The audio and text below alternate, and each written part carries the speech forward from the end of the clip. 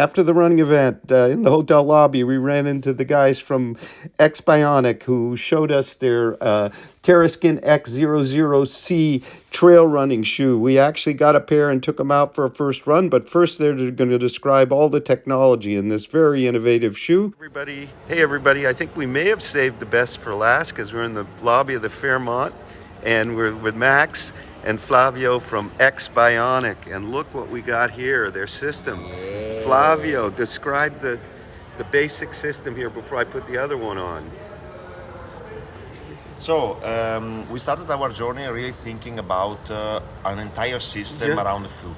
What we want to provide is an extra level of control beside the cushioning, because all the brands are doing well on cushioning. We want to provide really something more in terms of control. And we started our work really around the feet and around the first layer you have on the feet, so the sock. The sock alone is already providing you more support in this part. We have some belts here made by elastic textile, and this is already the first layer that is providing you a very strong difference. Then we completed the job with the shoe. So we have this wrapping element made with the same technology we are using for the sock, and we created a sort of strong synergy between the sock and the shoe. In fact, we are selling always together on the entire collection. And Max, a little bit more about the underfoot experience before we go out. Yeah. Everything for the shoe was about the combination of cushioning with control. For technical terrains. We are from Switzerland, we love trail running in technical terrains, and I hate the feeling with high-stack shoes when the shoe is rolling over. This is what we wanted to avoid, what we wanted to get rid of. So we always thought about a system which is giving you the cushioning for the vertical movement, but which is framing the shoe for the horizontal direction. And we created this frame and we put the entire midsole with the cushioning inside of the shoe, and we have this frame which is high up, which is covering the midsole to give a frame for the lateral movement. And also with your feet, you are standing in that frame. So how long, let's see, how far down am I in the frame? I got it. You are really behind this frame all over in the shoe. All over in the shoe, and what it does is, if you show my hand, you're not standing anymore on the shoe, but you are standing in a frame like a boat, and because of that you have precision, you have control, and you have much more grip. It's paired with a very special outsole which we have created. We use Vibram Mega Grip, but it's like a net construction, like a cobweb, and it can adapt to the ground very, very strongly. The lugs can move up to 1 centimeter, and we measured it, and we have 30% more grip than competitor shoes. Because of the web kind of approach. Exactly, it adapts to the ground, and because of that you have more contact, surface contact with the rocks. And so in testing your athletes who've run, many miles in Switzerland, what kind of durability of the system, the underfoot system, are you seeing? We have shoes run in athletes for more than 1,000 kilometers. And the athlete is a Spanish guy. He still said he would go for competition. You still use it? Yeah. Still use it? Yes. We also have another athlete. He just crossed Mongolia. He's an adventure runner. He crossed Mongolia on a straight line. Savas Koban is his name. Check him out. There is a Netflix documentary about him when he was running through Peru. And 700 kilometers straight through Mongolia, and the shoe is absolutely in shape. Fantastic. Now, this is a US 9.5, and it seems to fit. I'm usually about 8.5 to 9, so we'll see, maybe a bit big. What do you see sizing? It tends to run a bit big, small? A little bit smaller than used to, but I take my average size for my average shoe, but when I go on a very long trail run, I take half a size longer, half a size bigger to have enough space. Because it's got to fit whatever size, because we want the sock to work with it. So you have to get the right whatever that is. You can't play with socks. Snug.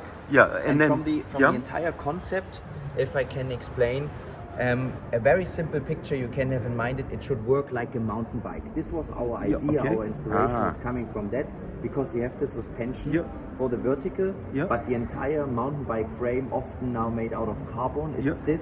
It's responsive. You can feel if you have grip or if you are losing grip. You can work around tight corners. You can overshoot jumps. And all of that is for downhill speed and downhill fun in technical terrain. And this is exactly the sensation we created with this shoe as well. And so the weight for the spec size, what's the spec size and the weight in grams? It's 310 grams. In a US? In this size. US 9.5? Yes. Okay, so we'll translate that. I'll put that in the video to a 9. I'm going to take them out for a run. And we're going to do some commentary from the run. We'll add that to the video. I'm not going to be running technical trails. We're going to be running here in Austin, maybe a bit of gravel along the river, but we'll get them out in New Hampshire where it's really rough real soon. This was a really wonderful chance meeting after TRE in the lobby as we were going out for a run, and they set me up with this, the name of the shoe and the price then for the to finish this. The name of the shoe. So name is Terraskin X00C. Yep. This is the top of our range, and it's sold here in US at the $300. Sock and shoe together. 300. I'm sorry, I didn't hear. 300. $300. $300. Okay. And then that's the carbon version for $300. There is a similar shoe without carbon for $240. Okay. And there is a takedown version also with the same system for $180. Wonderful. And available in the US now. In February, March 25. Excellent.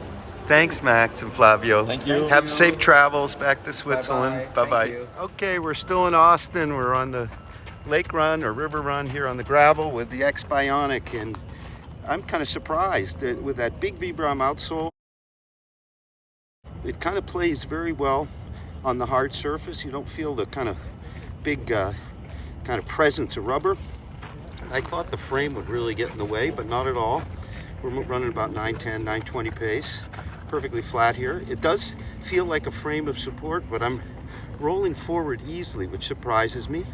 And in the center, we have a core of softer foam, so a nice rebound. Very good kind of forward rolling geometry for what's really a trail shoe. A size and a half up from my normal. Right there. So I think it runs a bit small, and of course you got to make it work with the socks that are integrated. Okay, going to give you a few impressions about the ride here along the concrete boardwalk. And surprised, the Vibram outsole, which is that lattice, usually Vibram on this kind of stuff, a full mega grip, feels super, kind of, well, not super, but firm and flexible, but the lattice seems to really help. And actually rubber seems to, of course there's the grip, don't need it here, but gives some real pop off the road. The chassis doesn't feel overly rigid. See, we're running about 940 pace and nice roll forward. The center core is soft and bouncy, and there's definitely some spring. In some ways you could have fooled me because there's no carbon plate harshness from this plate. I gotta look at that more closely. Beautiful here in Austin. We're wrapping it up, heading back.